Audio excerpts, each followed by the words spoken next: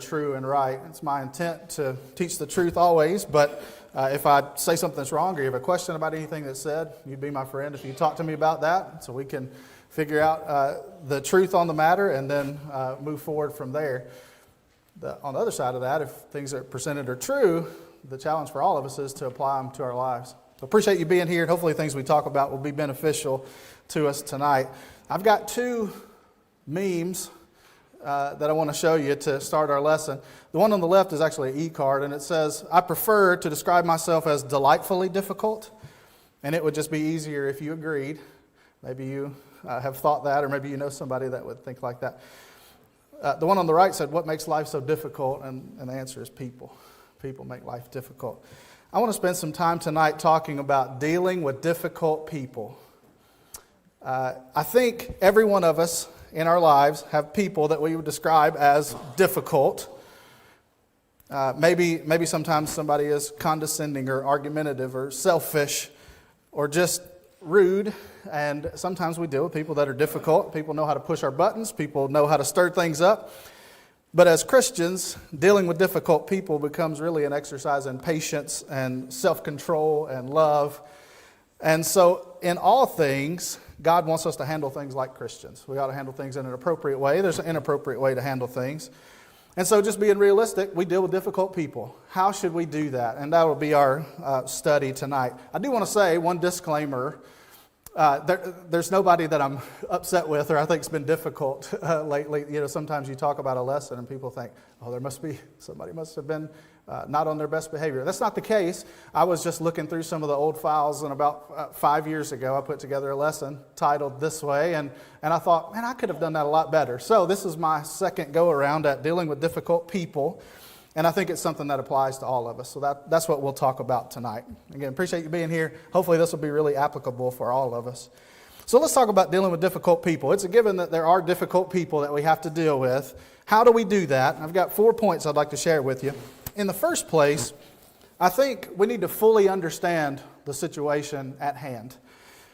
Before reacting, I think we need to seek to understand, because sometimes we are quick to jump to conclusions without having full understanding of the situation. And actually, one of the quickest ways to mishandle a difficult person is to jump to conclusions with only half the picture. We think about maybe something they did or something they said and how it affects me, and then I draw all kinds of conclusions about that without really understanding the situation, what they've got going on, you know, who the audience was, what was really happening. I think you know what I mean there. The Bible gives some warnings about that. In Proverbs 18, verse 13, it says, "He who answers a matter before he hears it, it is folly and shame to him." And so when you don't have all the facts, and then you start commenting and acting upon things, when you don't have the full picture, at best it's unwise. The proverb writer says, if you answer a matter before you fully hear it, it's folly and shame to that person. And so if we've determined that somebody's being difficult because we heard just a bit or piece of information without hearing the whole story, that's unwise. Proverbs 15 and verse 28, it says, "The heart of the righteous studies how to answer, but the mouth of the wicked pours forth evil." If you're reading a newer translation, instead of studies, it may say ponders, contemplates how to answer. And so if you're a righteous person, we want to be righteous people. If you're a righteous person, then you're going to think before you answer any situation, but the mouth of the wicked just pours forth evil. So a wicked person will just see something and just start spewing out. And I know how difficult you are. But a righteous person will wait, make sure they understand the situation, and then study about answering that situation. James 1 and verse 19 in the New Testament, James reminds us, "So then, my beloved brethren, let every man be swift to hear, slow to speak, slow to wrath." So we need to be swift to hear, quick to listen, and take your time to talk. I think a good rule of thumb is we need to withhold evaluation until comprehension is complete, if you follow me. Before I start drawing conclusions, I need to wait till I'm comprehending the whole situation before I start coming forth with my evaluation. I've heard it said, and I think it's so good, how many times have we fired from the hip when we should have buttoned our lip? And I think James talks about that. James talks about being slow to speak, but we need to be swift or quick to hear. And so we start answering before we know the situation, including people that we deem to be difficult. But if we listen, if we're slow to speak, then sometimes that can diffuse part of the difficult part of a person. So the first point is fully understand the situation before you start drawing conclusions. In the second place, if you're dealing with somebody that you've deemed as difficult, you've got to respond appropriately. And sometimes the situation and actions will demand a necessary or proper reaction, but you've got to respond in an appropriate way. And sometimes that's hard. That's really hard. What's appropriate? There's a lot of judgment involved in that. Well, Jesus is the perfect example in all things. And I'll tell you, Jesus encountered difficult people constantly. Pharisees, scoffers, accusers, betrayers. And he handled each situation appropriately, I think we can say without doubt. And so he's a pretty good example. I'll give you one case here in John chapter 8. In John chapter 8, beginning in verse 1, Jesus went to the Mount of Olives. Now early in the morning he came again into the temple, and all the people came to him, and he sat down and taught them. Then the scribes and Pharisees brought to him a woman caught in adultery. And when they had set her in the midst, they said unto him, Teacher, this woman was caught in adultery in the very act. Now Moses in the law commanded us that such should be stoned. But what do you say? This they said, testing him, that they might have something of which to accuse him. But Jesus stooped down and wrote on the ground with his finger as though he did not hear. I don't know that you would have thought about these people being difficult, but they gave Jesus a difficult time. They were testing him, and they tried to use this woman's situation in order to test him. It's interesting that Jesus, at first here, said nothing, and he stooped down and drew on the ground. In verse 7, I don't have that on the screen, but if you remember that text, they kept asking him, and eventually Jesus said, well, he who is without sin, let him cast the first stone. It's interesting because those who were testing Jesus had no interest in the soul of the woman guilty of adultery. They only used her as a tool to try to get to Jesus. They made no effort to bring her to repentance. They were using her to accomplish the purpose of entrapping Jesus. And so his answer to them called on them to focus on their own sins, not necessarily just the sin of the adulterous woman. There's a couple, unfortunately, this passage has been used to try to justify some things, and it's been used inappropriately, and I just want to talk about that for just a second. Jesus is not saying that adultery is okay. He's not saying that at all. If these people really wanted justice, they would have brought the man as well. They said she was caught in the very act. If they wanted, to really get justice, they would have brought the man who she was caught in act with. They didn't do that, and so they weren't really seeking that kind of justice. Jesus is not saying that the law of Moses can't be carried out unless you find sinless men.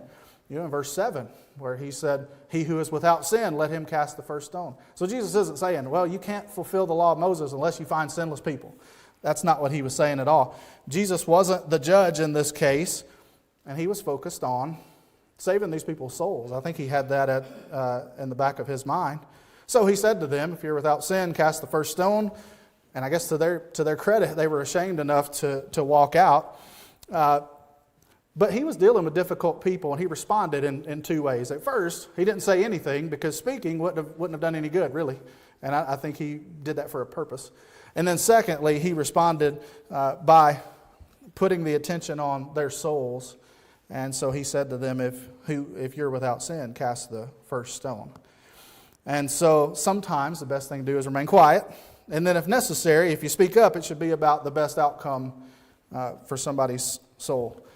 In Jude, verse 22 and 23, there's just one chapter in Jude, but verse 22 says, and on some have compassion, making a distinction, but on others save with fear, pulling them out of the fire, hating even the garment defiled by the flesh. I just want to bring this verse up because the situation and the circumstance would dictate maybe how we respond. The circumstance will dictate our response. On some, you need to save them with fear, pulling them out of the fire, snatching them from the fire. But on some, you need to have compassion. Your approach should be different for some. And so there's going to be difficulties, difficult people, and that circumstance will determine how we respond. In John chapter 8, verse 44, Jesus talking to some people, telling them in verse 44, you are of your father the devil, and the desires of your father you want to do. He was a murderer from the beginning and does not stand in the truth, because there is no truth in him. When he speaks a lie, he speaks from his own resources, for he is a liar and the father of it. So Jesus told some people, you're of your father the devil. Verse 47, he said, he who is of God hears God's words, therefore you do not hear, because you are not of God. So Jesus rebuked difficult people when necessary. He did not act out of impulse or emotion and just start telling them how much he disliked them or what terrible people they are. But he did tell them, you're following after your father, the devil. He was a liar from the beginning. And if you hear God, if you're of God, you'll hear his words. Therefore, you don't hear because you're not of God. So that's stern. I mean, that's a really stern rebuke. But it wasn't just out of impulse. I think he had, again, their soul in the back of his mind as he was rebuking them. So you can even rebuke somebody difficult or somebody that's providing difficulties, but you can still do it in an appropriate way. Jesus did that. In Luke 6, verse 27, here's some more familiar verses. Jesus in the Sermon on the Mount told how to deal with people that are your enemies. He said, I say to you who hear, love your enemies, do good to those who hate you, bless those who curse you, and pray for those who spitefully use you. To him who strikes you on the one cheek, offer the other also, and from him who takes away your cloak, do not withhold your tunic either. So I don't think that Jesus here had in mind, let people mistreat you and don't do anything about it. I don't think that was the gist of what he was talking about. But there are people that are going to become enemies of ours for whatever reason. Jesus said on the Sermon on the Mount, there's people that are going to be your enemies. How should you treat them? Well, you do good to those that hate you. You bless those that curse you. You pray for those who spitefully use you. I mean, you do more. And you be ready to respond in a right way, even when they're wanting to do bad towards you. That's pretty profound. In Proverbs 15 and verse 1, again, we're talking about responding accordingly. Proverbs 15 and verse 1 says, a soft answer turns away wrath, but a harsh word stirs up anger. So there's somebody you're dealing with that is difficult. You can throw fuel on the fire, or you can respond in such a way with a soft answer that it'll turn away wrath. If you use harsh words, when you're just going to stir up anger, you're going to cause a situation to digress further. And so hard hearts sometimes soften up when spoken to in a calm way. I think the proverb writer that's what he's talking about there. In Romans 12 and verse 17, it says, repay no one evil for evil. And so if there's somebody that's difficult, if there's somebody that's your enemy, and your goal is to get them, I don't like them and I'm out to get them, well then that's a problem. That's not how handling it like a Christian should be. Our goal isn't to go and attack, but to handle things in an appropriate manner. All right, so fully understand the situation, respond appropriately. Let's talk for just a minute about this.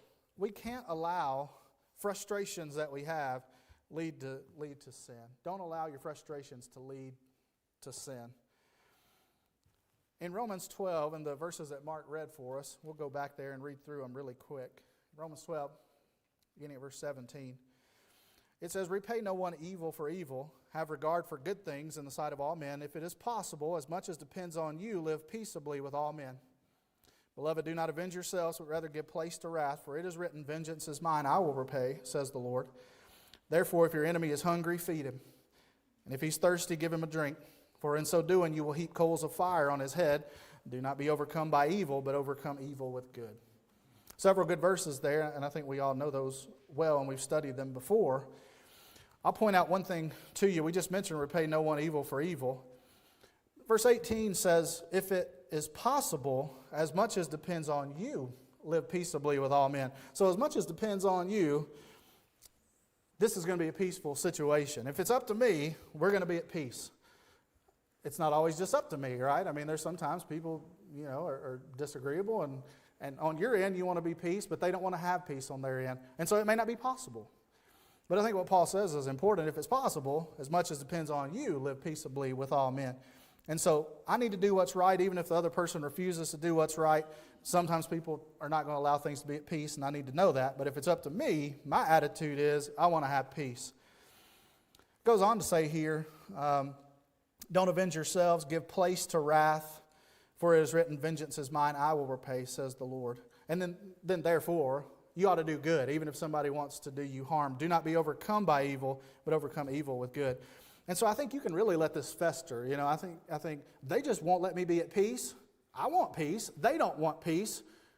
And so I can let that fester and then cause me to get into sin because I'm so angry at them and I so much want to get back at them. But he says, don't be overcome by evil. Overcome evil with good. You can't make somebody else do what you think they ought to do. But you're in control of your actions. I'm in control of what I need to do. And so I don't need to be overcome by evil. If I allow that to happen, then I'm going to get into sin. And so don't let anything, but in this case tonight, we're talking about people we're saying that are difficult. Don't let those frustrations cause you to sin. In Matthew 21, beginning at verse 12, you remember this situation. Jesus went into the temple of God and drove out all those who bought and sold in the temple and overturned the tables of the money changers and the seats of those who sold doves. And he said to them, "It is written, my house shall be called a house of prayer, but you have made it a den of thieves." So Jesus, I would argue, was angry, although the text doesn't say anger. I would think his actions show that he had a righteous anger at those who were turning the house of God into a business. That's what they were doing. He called it a den of thieves. And so he flipped the tables over and he ran them out. But Jesus did not sin. Obviously, that's something that we know to be true. Jesus was a sinless man. And in this case, Jesus was upset with what they were doing religiously. These are people who were doing some religious service totally wrong and were perverting what they should have been doing. Jesus was upset about that. He drove them out, but he didn't sin. And I think that's a really important example for us. Now, we can have righteous anger. We can respond to it. We're not saying it's okay. I mean, we need to address it. Let's talk about it. You have turned the house of God into a den of thieves, but he didn't allow himself to get caught up in sin. In Ephesians 4 and verse 26, here's a verse you know well. "Be angry and do not sin. Do not let the sun go down on your wrath." So you can be angry, but you can be angry and not sin, or you can be angry and allow that to cause you to sin. That's probably a real challenge if you stop and think about it. I can be angry, but it not let me get caught up in sin. Because when I get angry, I start thinking about, man, I'm gonna get them, or there's some things I'd really like to say to them. And so again, we're quick to speak, like James talked about, instead of being slow to speak. And we allow ourselves to sin. Do not let the sun go down on your wrath. We've talked about that before. I don't think that, it means, well, I'm mad and it's 10 o'clock and that's my bedtime, so I guess I'll just have to sit up because I'm mad. It's just talking about deal with it. Deal with it. Don't let it fester. Don't let it linger. Don't be so angry that it's ruining your whole day and now you're going to bed and you're angry and you're thinking about it. It's going to cause you to sin if you don't address that. You can be upset and you can be angry, and we all get that way sometimes, but we've got to control our temper. There's no excuse for sin, not even being angry. In 1 Peter 3, beginning of verse 8, it says, "Finally, all of you be of one mind, having compassion for one another. Love as brothers. Be tenderhearted, be courteous, not returning evil for evil or reviling for reviling, but on the contrary, blessing, knowing that you were called to this and that you may inherit a blessing. For he who would love life and see good days, let him refrain his tongue from evil and his lips from speaking deceit. Let him turn away from evil and do good. Let him seek peace and pursue it. For the eyes of the Lord are on the righteous, and his ears are open to their prayers, but the face of the Lord is against those who do evil." We've been talking about difficult people just in general, but sometimes Christians can be difficult. Sometimes we have difficulties with brethren. And Peter gives some really good, obviously inspired words here about how to handle things. Have compassion for one another, love as brothers, be tenderhearted, be courteous, not returning evil for evil, reviling for reviling. You read through that again and you think, well, I can probably do a lot better. He says here, the eyes of the Lord are on the righteous. God knows what we're doing. His ears are open to the prayers of the righteous. The face of the Lord is against those that do evil. Isn't that interesting in that same context? We think, oh yeah, those people in the world that are evil, Lord's against them. But in the context right before that, he's talking about being tenderhearted, loving as brothers, having compassion for one another. And so I would argue here in the context that part of being righteous, part of not having the Lord's face be against you doing evil would include these things that he's talking about, loving as brothers. And so sometimes people are difficult. Sometimes brethren are difficult.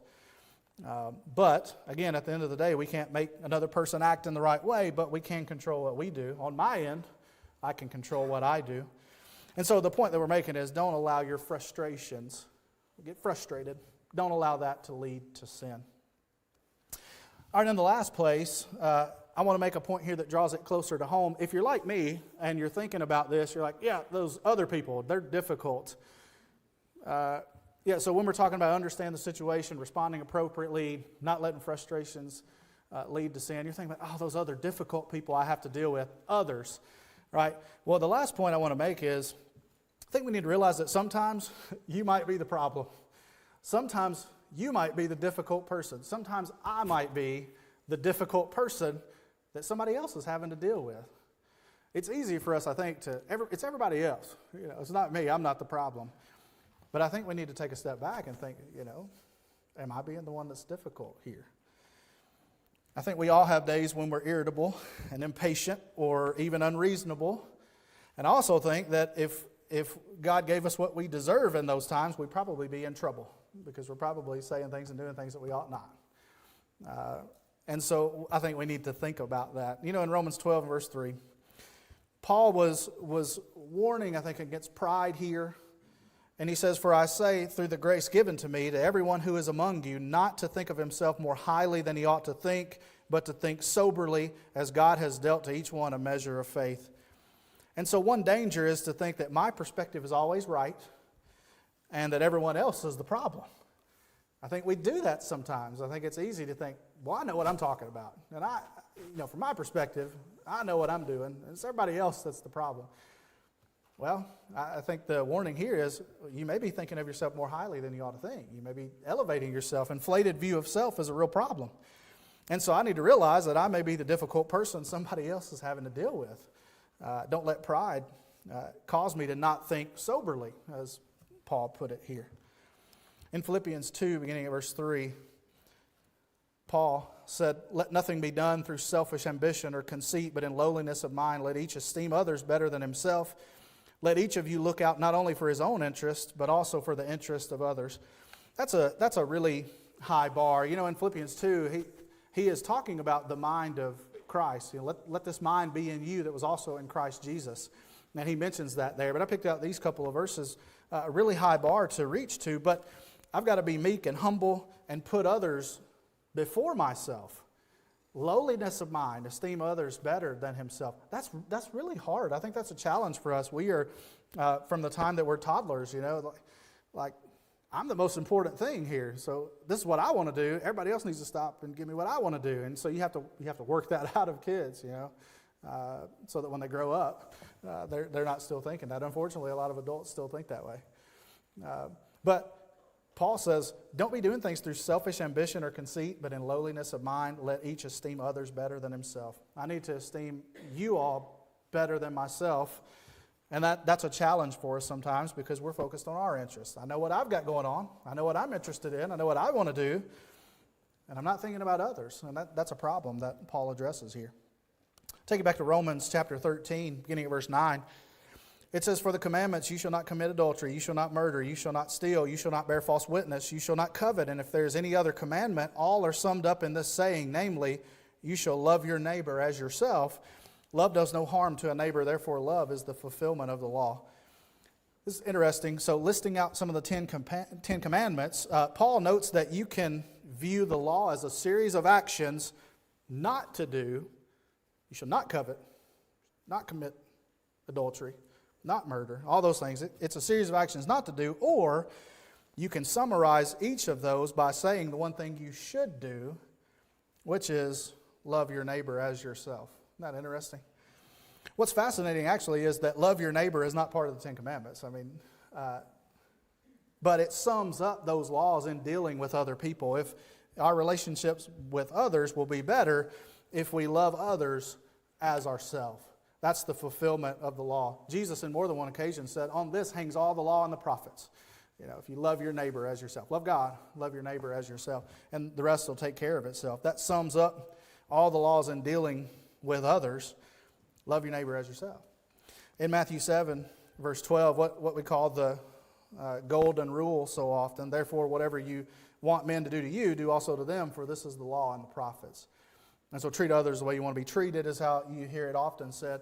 However you want people to treat you, whatever you want men to do to you, do that to them. That'll cause you to go above and beyond.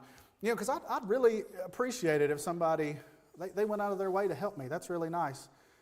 So I ought to do that for others. I mean, I ought to be willing to go out of my way to help others. And so all those things that you shouldn't do that we listed there in Romans 13 exist to explain that love doesn't harm others. If you follow the golden rule, it'll be a better place for all of us. And those people, even the people that you think are difficult, you'll be better off. Your relationship will be better. And towards you as well. Even if they think you're difficult, things will be better if they follow the golden rule towards you. I want to take you to 1 Corinthians 13 as we're bringing the lesson to a close here. I want to read these few verses from 1 Corinthians 13. I think we often use this passage in talking about marital love, the husband and wife relationship, and I think that's appropriate. But really, this passage is covering all the love that we should have for each other. I think this sums up really well the definition of what love between all people looks like, what it encompasses. 1 Corinthians 13, beginning at verse 4, says, "Love suffers long and is kind. Love does not envy. Love does not parade itself, is not puffed up, does not behave rudely, does not seek its own, is not provoked, thinks no evil, does not rejoice in iniquity, but rejoices in the truth, bears all things, believes all things, hopes all things, endures all things. Love never fails. Whether there are prophecies, they will fail. Whether there are tongues, they will cease. Whether there is knowledge, it will vanish away." In other words, there's some things that are going away that were there for a time, and they're gone.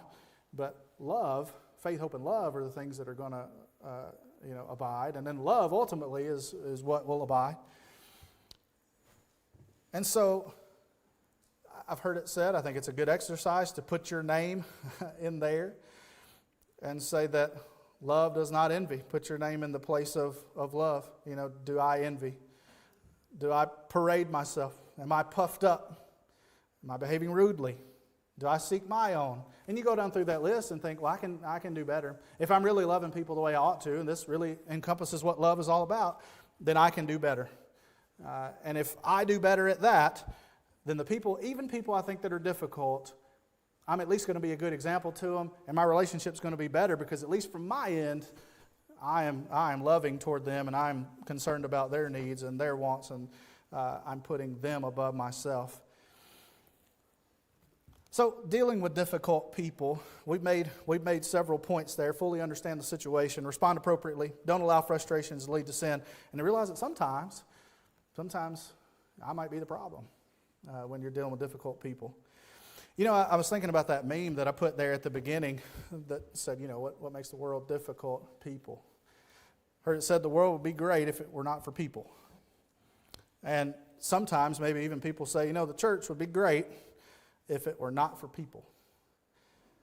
Well, the fact of the matter is, I was thinking about that. I'm one of those people. I think it's easy to point fingers and talk about why others are terrible, but the truth is, I'm a person who's made a lot of mistakes. And I think about the prophet Nathan talking to David, after David sinned with Bathsheba, and then sinning on top of that to have Uriah the Hittite killed to cover up his sin. Nathan came and told David this parable about a ewe lamb. This poor man that had a ewe lamb, and there was this rich man who had plenty, and somebody was traveling to come visit him. And the rich man went and killed the poor man's ewe lamb, fed that to the visitor. David was furious about that. You remember the story in 2 Samuel 12. David was furious about it. And he said, that man, he's going to get what's coming to him. And you remember that Nathan the prophet said, you are the man. And when I think about people, and I think people are the problem, those words that Nathan said kind of ring in my ears because I'm a person, I'm the man, and I've done a lot of wrong. I've sinned, not the same way that David did, but I've sinned, and I'm a person.